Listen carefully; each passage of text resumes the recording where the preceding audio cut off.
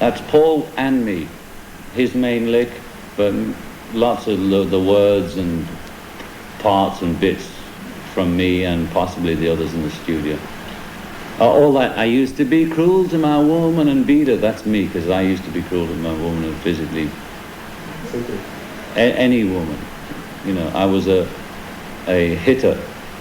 I couldn't express myself, and I fought men, I hit women, I was violent. That's why I'm always on about peace, you see. It's the most violent people that go for love and peace. And I sincerely believe in love and peace. But I am absolutely a violent man who has learned not to be violent and regrets his violence.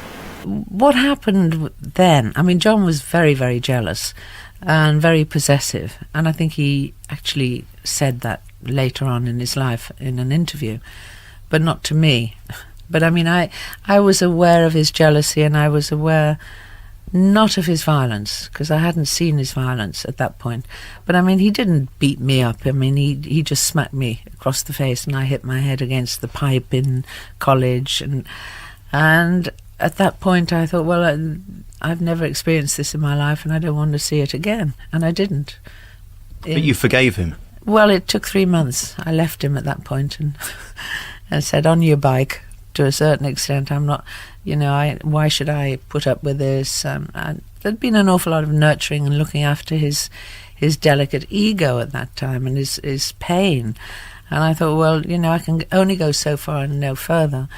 So it took 3 months before he actually phoned me and we got back together again, because I loved him, you know, it's as simple as that. Did he ever have any remorse openly towards you? Did he ever say he was sorry? Did you ever discuss it again?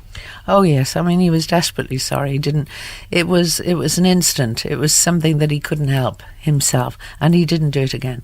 And I wouldn't have been with him if he had. In fact, that was the first and last time that he ever lifted a finger or a hand to me. So he learnt his lesson.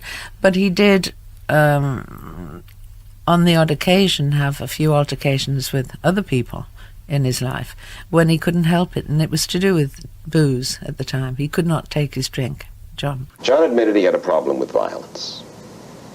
He said, I was a hitter, I couldn't express myself, and I fought men, and I hit women.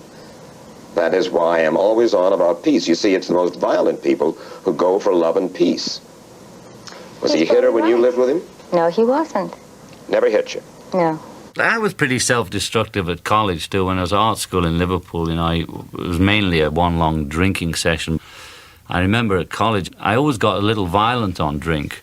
I used to have a friend called Jeff Mohammed, rest his soul, who died. He was a half Indian Arab who was my friend at art school.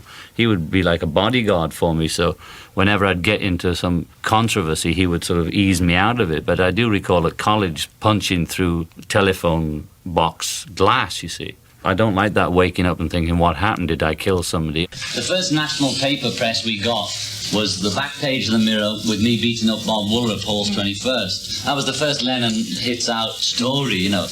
And that was the first national stuff we got. And that was terrible, you know.